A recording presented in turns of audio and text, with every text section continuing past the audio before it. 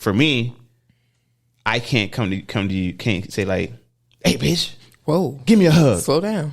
I'm asking for some affection. I'm asking for some affection. But how I said it leaves much to be desired. Yeah, it's not going to happen.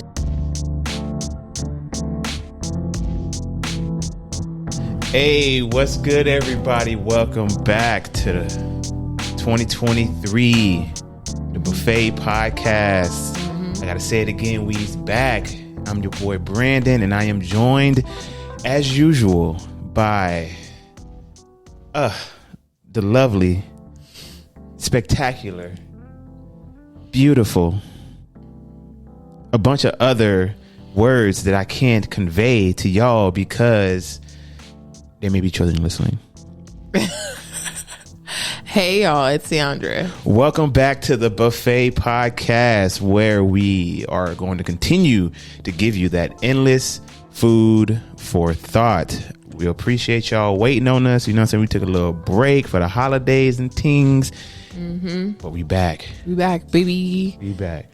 Okay, hit a happy sound. Happy sound. We're going to do a... And gunshots. Yeah. If you gunshot. Hey. And also, if you thought we wasn't coming back, stupid, I'm not gonna let you get the chance. We's back. Stupid. Okay, since it's been a while, we wanted to remind you why we started this podcast. We started a podcast to be able to review the questions that we've asked and have continued to ask each other since we started dating. Our conversations have ranged from things that are very lighthearted and just for jokes to things that are more serious and require some deeper thought and reflection. We both have backgrounds in counseling, so we do know what we're talking about a little bit.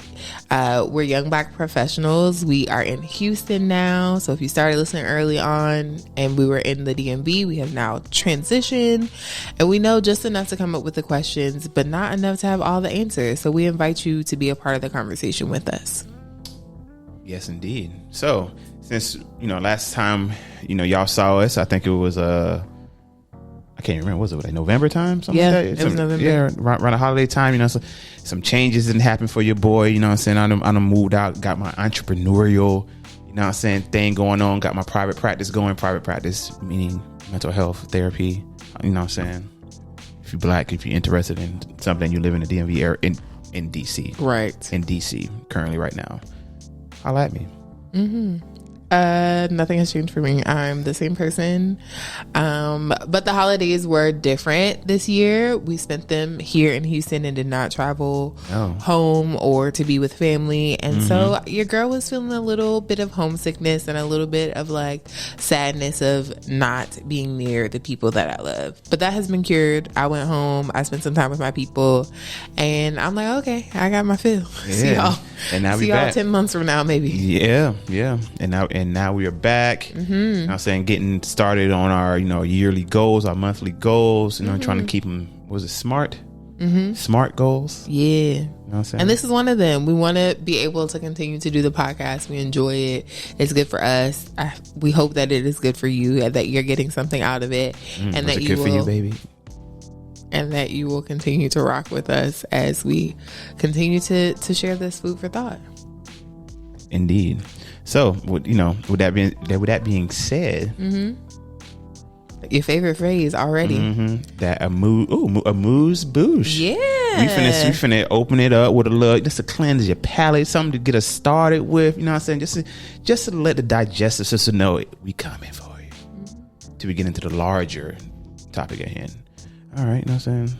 Let me know when you're ready, Tess. Real aggressive with Corey. Oh. My marriage, I used to be real aggressive with Corey, but I always been ooey gooey. So it'll be like, hey man, why you ain't hugging me?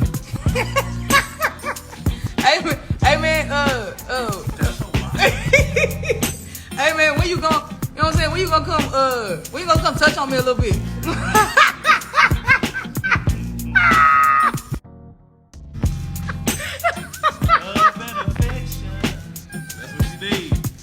Aggressive manner. So, God has really done a. Hey, I'm proud, man. I'm proud of the work God has done. He's really done the work on me. So it ain't like Corey is like hoarding love and affection from me. If I wanted, I just go get it. You know what I'm saying? I just go nestle up under there real quick. That's nowadays. Before, hey, cuz, you gonna come give me a kiss or what? I need to be rubbed a little bit.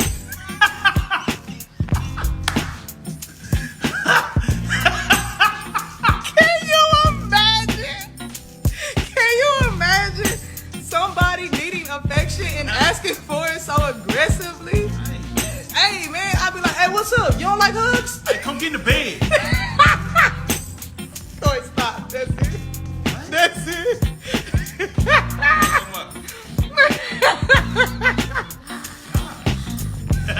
I'm so thankful that he never threw me back. In the beginning of our marriage, I used to be...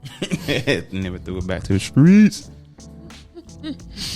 That's amusing. It is very amusing. Hearing her Hey, talking, cuz. hearing her saying that in my back of my mind, it was that meme with, not the meme, but the video with Denzel Washington. Like, I'm from round away. I'm leaving here with something. With a hug, a Kiss or something. You trying to get rubbed? I'm leaving here with something. I'm telling you, I'm leaving here with something. That's so funny. Yeah, it's pretty amusing. It is. Okay, what are your immediate thoughts about the video beyond what we just said? It's very amusing just to hear like her mannerisms. Very, I guess, for lack of a better term, I'm sure people are gonna be like very pushbacky when it's like very masculine sounding. You know, very masculine. You know, because people are like masculine. You can't. Masculine is just not defined. It's not just because a man is masculine and a woman. Of course, but it is It's more masculine masculine than it is feminine. And what did I say? You said feminine. Than it is feminine. But I also think the communication is interesting in two parts. One, you're talking to your partner, and while your partner is your friend, they're not. When you're asking for affection, you don't talk to them like a friend. You talk to them like a lover, right? Mm-hmm. So it's, hey, babe, can you? She's talking to. She's talking like we homeboys, and if we homeboys, hey man, come give me a hug. That's not computing in my brain. It doesn't. To give you a hug or to like be affectionate towards you, because that's how a friend of mine would speak to me. But a friend and I don't have those same kind of parameters for affection or physical intimacy. You got to talk to me like a lover when you want some love and affection. It's kind of a cognitive dissonance a little bit, where it's just like your tonage and how you coming across to sound like you my boy, like you my nigga. But then like the words that you're saying, the message that you're conveying, it's sounding like you my girl. So it's like my nigga girl. Yeah. So yeah, like come talk to me, cub. Like what? What? Okay. So I think just off of that, that probably took a little bit of getting used to. But that's besides the point. The tonage and things like that. Wow, it is amusing. It's a big point. It's a point in the sense of like we gotta point out how she's saying. But I just want to concentrate on like what she was saying in the sense of just like her communicating her need for affection. Okay, but before you go into that, can I say something else about the communication piece? Sure. So I think the tone and the words make a huge difference, but I also think if that is her style of communication across the board, a thing that may have been useful to address in their relationship is like how you communicate with me is different than how you communicate with other people. Yeah, I mean, that's true. And or in different settings, like from what I was saying originally of like, if you're talking to me like a friend, perfect example, how you don't like for me to call you bro. Mm-hmm. Right? Like if there's already a hard line, a boundary of like, you can't say this to me because that's not the relationship that we have. The man and the cuz stuff could be separate to or siloed to, in these circumstances, maybe it's okay. But if you're going to ask for this or want this, it's not okay for you to say it there. And the work to get to a place where they can communicate effectively is probably going to take a little bit of time. Because if that's your natural demeanor and this is I'm going to make an assumption here and say that this is your first romantic relationship, it would be a jump of like, or we were just friends first. Mm-hmm. Like we're just friends and now we're in a relationship. I'm going to talk to you the same way. And it's like, I don't want that. That's not how that works. We've transcended a boundary that was in it, so like not new rules apply. So new expectations. So I get that. So like I definitely get the like if that is an issue in the manner in which she communicates her needs, then that definitely needs to be addressed. And I guess the tonage and the volume and all those type of things when it comes to talking, that definitely does impact the affection. Like if when you're giving and receiving affection, all of those things go into it. So you know what I'm saying? So you can be there. You can be like, for me, I can't come to you. Can't say like, "Hey, bitch, Whoa, give me a hug." slow down. I'm asking for some affection. I'm asking for some affection, but how I said it leaves much to be desired. Yeah, it's not gonna happen. So I guess So to your point, the tonages of it really does makes impact. So you raise a good point. If you want love from me, you need to talk to me lovingly. Talk to me nice. Yeah. That's real, and I agree with you. So I get you on that. That's wild. But you were about to say something about the communication of the need. The fact that she was able to communicate, what she wants, even though how she did it may be, take it or leave it depending on who it is. The overall theme and message of it was like she's requesting and perhaps even demanding at sometimes, like, hey, come love on me. I want some love. Show me some affection. Treat me like I'm a lady. I'm such a fucking lady. I can't remember the comedian's name. Who that was her, like one of her main taglines. But yeah, and I guess I can appreciate the intention of what she's doing and stuff like that. But then again, not and then again, and additionally, I would wonder, is the reason she was saying that because she wasn't getting it before? Like, was she not getting hugged on, getting touched on, and she had to be like, hey, run me my hug, son? I don't know. Well, prior to us recording, we talked about this a little bit, and about how there are those people who want love and affection but are never initiators. And that's where I originally thought you were going, that if she's making a request for love and affection but is never an initiator of the love and affection, there can also be an imbalance there. Like, that's true. Maybe you just need more hugs than I do. Like, my hug quota is like 5. You need 10 a day. If I can meet you at 5, why can't you come hug me for the other 5 in order to be able to get your need fulfilled? Like, how are we sharing in this responsibility of having your need fulfilled beyond you just barking at me to give like, you hey, something? give me a hug. So it's like, you always demanded me to come to you, but like, you don't come on, run up on me. Hey, man. I mean, those are all, fair points. That it's speculative regarding that clip, but like, we're going to speculate and say, like, during these different scenarios, it's possible that like she may be, like you say, one of the ones who like is always requiring it, but either is not giving it, or she just needs more than what her partner was giving her. So she had to like communicate that. But at the same time, like you say, there's nothing stopping you from going to him and getting the hug instead of like getting called from across the room, like, hey, stop what you're doing. Come take care of what I need right now. Fuck what you got going on. And I mean, to your point of like, is it a baseline of 0 and you're trying to help that baseline of 0 grow? It seemed like she had an understanding that if she wanted to get her need met, that she could go to her husband and like rub him or give him a hug. So it wasn't as if he wasn't receptive to some type of physical affection, which is where I feel like maybe a starting place of 0 might be more. A starting place of 0 might be more true if he wasn't receptive, because there are relationships where one person is touchy-feely. Well, let me not say there are relationships. I don't know how that works, but it could be a situation where one person is more touchy-feely and the other person is like, why would you touch me though? Yeah, why would we do that? Which I guess that kind of leads us into the main course, the main meat of this episode, which is around affection and giving and providing it, and like I guess addressing one of the things, like when we had the conversation, because we was talking about this last night about affection and giving and stuff like that, and we realized that like this is not something that most people think about or talk about, and it's that like our individual needs when it comes to affection. Whether do you need more affection than your partner does?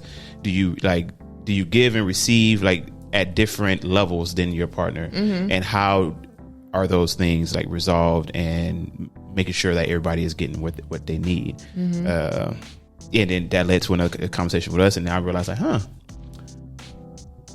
I'm the more like we have to realize that I'm the more affectionate of us two. Mm-hmm. And I was like, and then she asked me, you asked me, did you like, are you more affectionate than you thought? Are you more affectionate than you thought you were going to be, or something along those lines? Yeah, well, I was asking you what your expectations were around affection originally, and if you are more affectionate than maybe you thought you were going to be. Because the root of what I was trying to get to is like, usually we learn love and affection from our family. Like a lot of people who are touchy-feely have a touchy-feely family, or maybe they feel like they didn't get enough touch, and so they're touchy-feely as a response to that. Like, nobody really hugged me, and instead of like shutting down and being like fuck hugs, I became a hugger. Like I started hugging other people, and that was my way to like get my feels off. That sounded weird. Fast forward. And so I am from a huggy, touchy-feely family. My mom will like come in the room, kiss you just because she saw you in there. My brothers, they're less huggy feeling now that they are teenagers, but like they do want to like cuddle up and sit next to you and just like spend time. And that is not what I've seen of your family. So I'm like, are you more affectionate than maybe you thought you were from your upbringing? Well, yes, but not for the reason you think. So like my upbringing was pretty like affectionate. I have like vivid memories of like getting hugged and kissed like a lot. I used to hug and kiss my dad like until like I became aware like that's kind of weird at this big age. Like when I was like pre-teeny, I was like, we hugging now, kiss on the cheek every once in a while. But yeah, my mom, even to this day, she doesn't spare like she'll give me a hug, you know, she could kiss like that. But I wouldn't say I wouldn't qualify it as like we were a huggy, touchy, feely family. I'm saying I feel like we had like a good amount, decent amount. But the affection I give, I think, is in excess to what I experienced growing up. And I didn't expect that to be the case until I got into it. I was like, damn, you know, I'm not mad at it, but it's just like, interesting. Who would have thought? Who would have thought? I just want to be all in your face. Sometimes, yeah. Sometimes. A lot of times. Most of the time. A lot of times. Which is not a problem. It's not. I love being all up under you, and I love receiving all the love. But another part of that conversation yesterday, in realizing that there was a mismatch, is sometimes that's like a time bound thing. So if there is a time where I don't necessarily feel like being hugged, kissed, or squeezed, how do I say, hold on, not right now, without me taking it as an attack? Exactly, without it feeling like it was something that was personal? Because I can only imagine, or I would imagine, that if I were the receiver of that, it would feel like a rejection. Like, oh, you don't want to be close to me, you don't want to be, it's like, oh, you don't want me to say something. Oh, did I do something wrong? Like, what's going on? You no longer find me attractive, you no longer want. So it's like, damn, all of those worst case scenarios, and all this additional conversation that would have to be had based off of something that could just be like, I'm hot right now. Like, it's not anything to do with you. I'm just hot. I want to like breathe my own air for a second. That's it. Or like, I'm trying to think about something and I can't be two places at once. I can't think about what I'm thinking about and like actively engage with you. And I want to give you my full attention and energy and want to be able to kiss you back and really be there with you. But right now I'm here. Like right now I'm in my mind, and right now I'm doing this other thing and I can't be there. So we came up with a solution. You want to tell them? Oh yeah, what was it? See, I'm just a really big fan of The Office, y'all. It's a great show. Like, crazy amount of she really loves it. Sorry. She really loves, appreciate you. She really loves The Office. And then there's this clip, or this is like, I think it's a meme at this point. Where was it, like, where was it Jim? See, she loves it so much that I'm learning the characters and stuff like that. So like, where Jim was like dressing up as Dwight and mimicking him and saying wild shit, and he was like, what was it? He said Bears beats Battlestar Galactica. Bears, yeah, Battlestar Galactica. Yeah. So what is going on right now? Michael.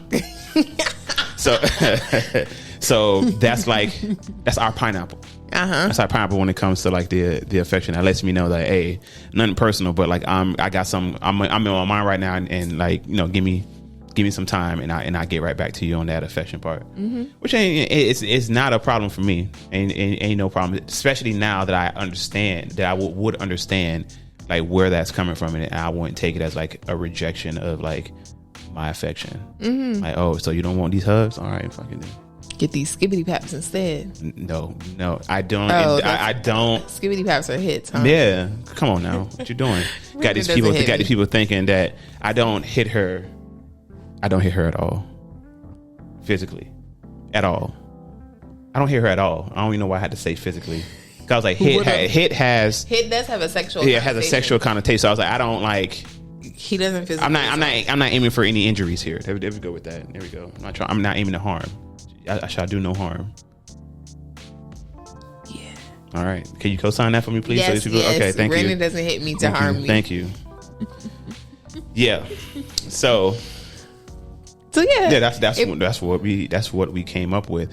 But that also brought up like the larger conversation of, like you said, like, to just kind of explore the idea or discussing the idea here on. I was like, that's probably a good podcast conversation topic about the different like affectionate needs, and I think that worked really well because I want to say maybe 15-20 minutes later you started listening to So Shameless, and then I don't know the characters or everybody's name yet, even though I've heard their names said multiple times. But one of the guys, the main guy, I guess, was the one. He asked a question, was like, on a scale of 1 to 100, how much do you love your partner? Do you like? He was talking to the woman on the podcast, the co-host.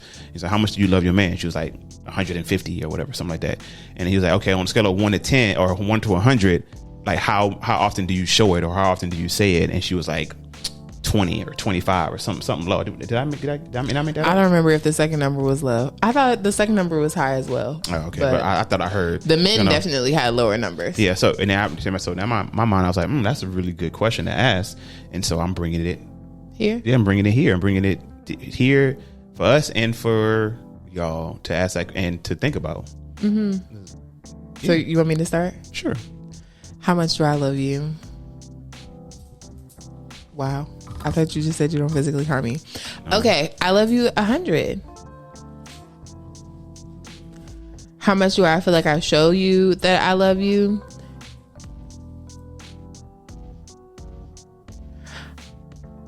I feel confident in saying 85. I feel confident in saying 85 because what I feel like are the tenets of like the consistent love deposits, like acts of service that I feel like you appreciate consistently, physical touch, which I feel like you appreciate consistently, quality time, like the top 3 of your love languages. I feel like I make a deposit in them, if not daily, at least weekly. Where I feel like that 15% is absent is maybe the additional things that are like above and beyond the consistent to show appreciation or show love. And I think, yeah, I don't know what I think is the cause of that. I think earlier in our relationship, when it was, I guess, about still like proving myself and like making sure that you understood my value and like I wanted to win you and like make sure that this relationship was going to stick, I was more focused on those like things that I would consider more like grander public displays of affection or like grand gestures, things like that I feel like are like, ooh, yeah, like he ain't never had this before. She was, yeah, she right. And now that I feel like our relationship is steady and 2 years, y'all, by the way, I forgot we didn't even mention that. 2 years. I still like making the audio effects, but I be forgetting that it's okay. But yeah, now that our relationship is steady and consistent, I think my focus in showing you love has shifted to more of those consistent, stable things, because those are the things that I feel like are going to carry us. And I also feel like my future grand gesture of love things, like us having kids, like us getting married, those things are going to top any not little, but like any other thing that I could possibly offer you at this point. But I don't know. Do you think that there's something else that I could offer you that fits into that 15% that would make it 100? No, actually. So, and let me go back, because when you said 85, I was like, get out of my head, because I was thinking like that was my number for you. Okay. So I wasn't saying like I think you were giving me 85%. Oh, okay. So I just want to make sure that that wasn't something that you were like you was gonna feel some type of way about. So I personally thought your number will be higher. Because I'm very content, and like the way I know that you love me, you show it all the time. Thank you, babe. Yeah, so I would say closer to like 95, up in that 90, 95 for you, for me to you, I would think. So like, no, I don't have anything that I would say that. No, I think I think the things that you do, I'm not looking at it like, oh, I love this, but if she just did this other thing, it would be even better. At this point, I'm like, yo, she really going out, she doing her thing. Like, I love it. If we can keep this, I'm with it. I'm happy. I'm good. Like, this is like, if this is what your maintenance is or whatever, that seems kind of. If this is the level that you want to you want to be consistent with, there we go. That's the one I want to go with. This is the one you want to be the consistency where I'm like, psh, I am ecstatic for it. I take it. Thank you. Okay, but you still said 95, babe. So there is some small percentage of something that's not there. Yeah, but that's mostly just like trips and like money involved, like money thing. Because it's not like you're not doing it because like fuck you. I'm not thinking about it. I don't want to do it. It's just like, we got other shit we were taking care of first before we can get to that point. So I was like, yeah, this point is going to come. It's like it's inevitable. So that's why, because we're not there yet. So I can't give you the 5 because you're not there yet. But I know it's coming, and I know it's on your head, on your mind. So I'm not worried about that.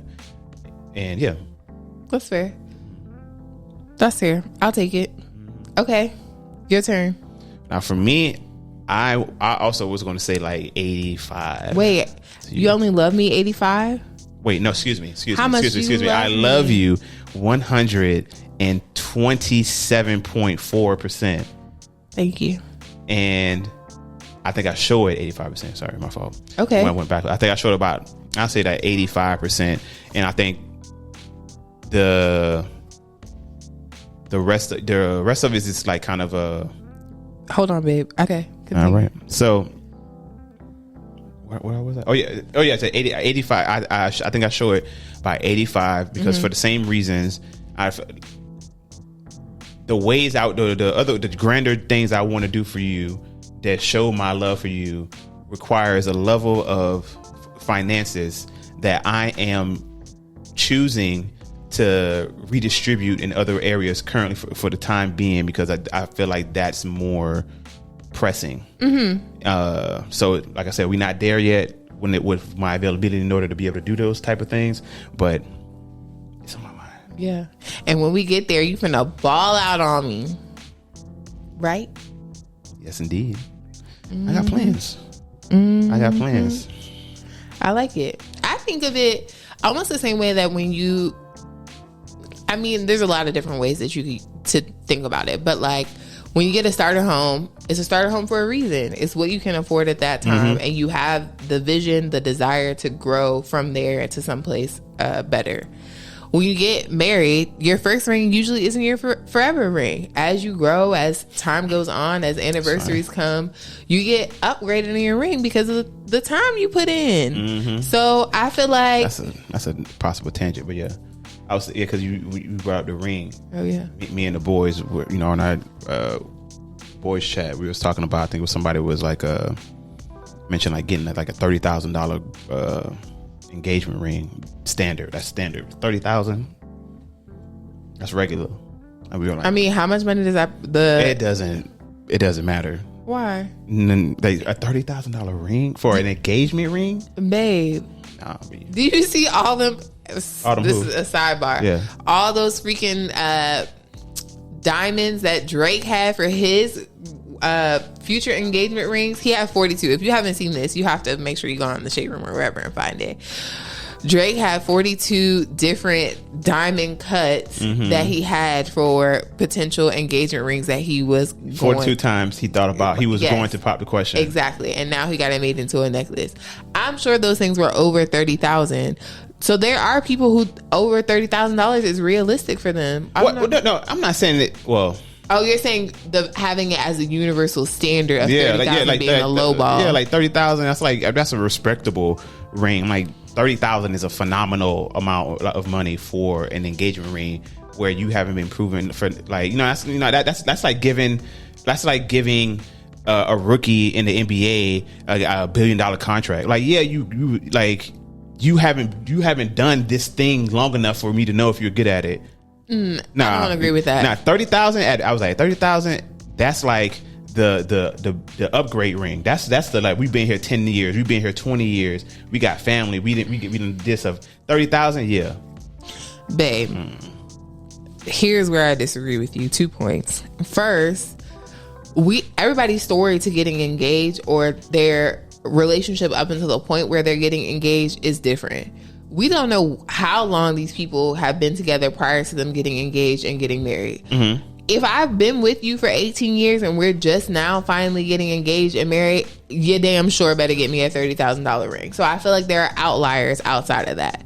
Second of all, the reason that you're choosing to marry me is because I have already shown whatever you believe that our relationship is going to continue well into the future. This is an investment in our relationship off front. That's what the ring is. Is it? What do you think? Categorize it as an expense to, like, show people that you're going to get married. Like, that is, it's not. I don't think it's like an investment, because it's like, what's the there's no return. Yeah, there's no investment. Fair. Implies a return. Like, we're not going to get anything from this ring outside of, like, I prove how much I want to marry you, I guess, because I spent a whole bunch of money. I mean, are we going to be any more married because I spent 30,000 versus, like, I don't know, 3,000 or whatever? Yes. I guess. No, we're not. I guess. No, it's not going to make any difference on the actual marriage, but it's more. I feel like it's more of a bragging thing for a woman to be like, my nigga spent 30 racks on you. Your man could never.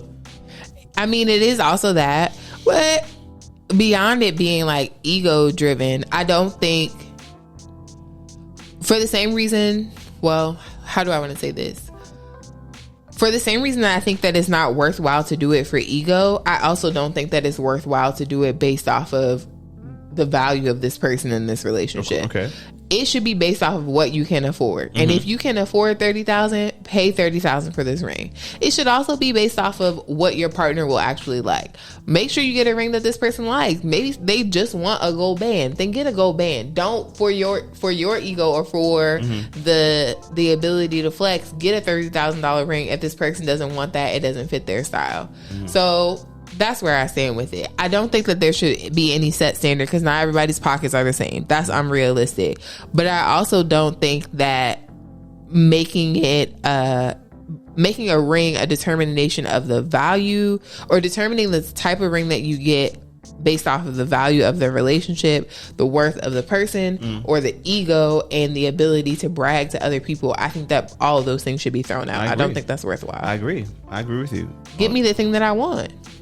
Within reason, that you can afford. There we go. Because I guess the main thing I have with that ideology, I guess, the overarching theme of it is just like the kind of the level of entitlement that it's like, I'm asking you to be my wife. Like, I'm going to spend the money to do this thing. So it's like, how dare, like, you don't get to make the demand of, like, what I'm presenting to you. You, like, I present to you and you assess and be like yes or no. Yeah, but you don't get to be like, hey, my nigga, if it ain't this, don't do it. That's not how this works. That's not, in my mind, that's not how this works. I'm the one getting on bending knee. I'm the one doing this shit. So I'm gonna get you what I can do. That's what I deem to be in our best interest moving forward and what my pocket can do, and as long as it's within the plan and whatever we got going on. And then you say yes or no, and if the no is because like the ring doesn't match what you dreamed of when you was 12, when you thought about getting married, that show that's a red flag. That's like something that you need to like you gotta work through. you got to work through. That's like like so you want to marry me, but you don't want to marry me because the ring wasn't to your like. I mean, that's the same as that girl in the video with the if you can't afford a $250,000 wedding, like, then you broke. Yeah, so it's like, do you want to be married, or you want to marry, or you want a ceremony? Yeah, you want the ceremony, or you want to be married. So that's I guess that's what the issue I take with the umbrage with that. So like if I got it like that and I'm stunned, not stunned, but I got money like that and went like $30,000, it would be the equivalent of like the average $50,000 person dropping. I don't know how that would break. What we supposed to do? 3 months salary. That's what they said. Which is propaganda that De Beers made up so y'all can spend money on something. Man, it's a whole nother conversation. Let's say 5 racks. Mm-hmm. If 30,000 would be the equivalent of like 5 racks to someone who makes 50,000, then okay, do it because it makes sense. You have the ability to drop that, and that's like that's blessed. That's 3 months or maybe even less than what you make to go ahead and do that thing. But that has to be your decision as a man to do. I'm not going to the store with like a price limit based off of what my potential fiance has given me beforehand. The only thing I'm taking into consideration is maybe the cut, maybe the like what you like when it comes to like the design, and that's the best I will take into account. Because you not setting my budget. That's not what's about to happen. Yeah, that's fair. Yeah. All right. You got anything else about our original topic of affection? Yeah, now we're bringing it back to affection. Love and affection. Love, You know that song? Yes. Okay, I just wanted to make sure. I was outside when I was out. Love and affection. I feel like that song's not even that. I feel like that song's not even that old. Not. But I could blink, it might be like 2008 or some shit, but I don't know. Dang, it might be Rihanna and Future. Yeah, I was like, damn. So that was when they were still together, wasn't it? Rihanna and Future were never together. Wait, Future and Rihanna. I heard were together. My mind did jump to Sierra. Sierra, this beat is. I don't know. Yeah, in the early 2000s. Leave it in the comments. Like when did that song drop? Maybe the 2010s. Probably. It was definitely the 2010s. I remember teaching. So it must have been like 2015, 2016. Because that other song, Sex With Me, So Amazing, very uncomfortable when my students sang that. They probably didn't even understand. No, I was teaching high school. I was teaching high schoolers. Okay. They understood. But did they though? You know, like when you had this idea of what sex was when you did it. Yeah. I don't think there were a few of my students who were probably actually there's a lot of having dudes intercourse, but there's a lot of dudes laughing at Minute Man when they came out, thinking like, oh, ain't no way, and then I am the Minute that's Man. you. Everyone has the Minute Man every once in a while, especially when you fresh in, when you first start. Yeah, Minute Man is you. Become one with them. You start at the minute and work your way up. Dang. Got to build up your endurance, big buddy. Like everything new. You know what I'm saying? You ain't gonna be able to run a mile your first try out. Usually. You know what I'm saying? You're gonna be gassed after running 100 meters, 100 yards. It's not true, but okay. Could be. But they said going back to the affection. I think we kind of talked about it and covered it. Like just the idea of that the affectionate needs. Wait, you're about to do your final food for thought. I can feel you. About this, I was gonna do a summary, but that's basically the final food for thought. Okay, so you want to get into the final food for thought? Yes. All right. The final food for thought, y'all. You want to get started? You want me to keep? No, go ahead. Keep going with your summary. All right. So summary. Final food for thought. Everybody has different levels of affection, whether that be giving and receiving, and I guess I would wonder, or I would question where you fall on that spectrum. Are you someone who likes to give more affection, but doesn't necessarily need as much affection back? Does it match? Like the giving and need, is it equal? Do you give as much affection as you want to get back, or do you prefer to give more and then you don't really need it? You want some, of course, but like you don't need it like that. Or are you somebody who needs all the affection and don't give any back? Some stuff like that. I guess I would like you to think about that. And I think that question about how much do you care and love your partner, and then the follow-up question is from a scale of 1 to 100, how do you show it? How often do you show it? Would you say? Would you rate yourself towards your partner? Those are good final foods for thought. My final food for thought is to communicate effectively what you need. I mean, I feel like communication is a typical food for thought, but I really do think that in our conversation yesterday, it felt really good to be able to share my perspective in a way that you were able to understand. Like, a part of communicating your needs is like recognize your audience, recognize what your audience needs to know in order to be able to understand, and then like ask yourself the question, so what? Because we could have just ended the communication after like me saying like, oh, I noticed that maybe you're more affectionate than I am.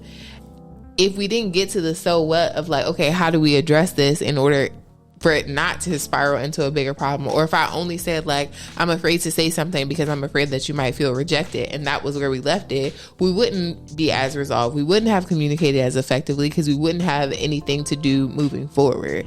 So I feel like if you communicate your need, your partner understands your need, the next thing is to ask yourself, so what? So what do we do now? Like, so what do we do now that we have this understanding? How do we move forward in a way that is helpful for both of us? I think how it went for you. You asked like, oh yeah, you know, so you give a lot, you give a lot of affection. Or the question that you asked was, are you surprised at the amount of affection that you give, considering whatever? And I was like, you think about it, cool. And now my follow was like, is that an issue? Is that a problem? And that helped open up the conversation as well. To that being said, can I add an additional? I want to bring in some of that EQ Poppy information that it came to my mind with ask yourself these questions, like, does this need to be said? Does this need to be said by me? And then does this need to be said by me right now? Like that, those are like boom, boom, boom. And if it's, every time you hit yes, you go to the next question, then you go to the next question, and then if it's yes, then you come out and say it. Sometimes, you need to say, like, it needs to be said, and yes, it needs to be said by you, but it doesn't need to be said by you right now because you were in the middle of dinner with like your whole family or something like that. So like timing and picking when and where you do it is very important, as well as what you say within the communication. Communication is important, but communicating and being able to read the room is also that's a part of communication. It's part of the communication. So I mean, just throw that out there too. You, as the person who is communicating to someone, you have to think about the message, how the message will be received, and if you'll actually be able to have some type of attainable results. Like, why are you saying it? What's your intention behind it? And is your intention going to be received given all those other things? Right. Agreed. Yeah. All right. With that being said, we are done with another episode of the Buffet Podcast, episode 78. We probably should have said that at the beginning. We did. Okay. Well, episode 78. You'll be able to read it anyway. We appreciate y'all tuning in, coming back with us after our little break. We're gonna try to keep these to a minimum, but we will be taking breaks in the future. Let's not get it twisted, but we're not aiming for no like multi-month breaks anymore moving forward. I mean, until the end of the year, we might be on a break again. That's true. But until then, you can check us out every Monday wherever you listen to podcasts: Apple, Spotify, Google Play. We're on YouTube. If you're watching us, hey y'all. And we look forward to seeing you in the next episode. We appreciate y'all. We love y'all. Peace.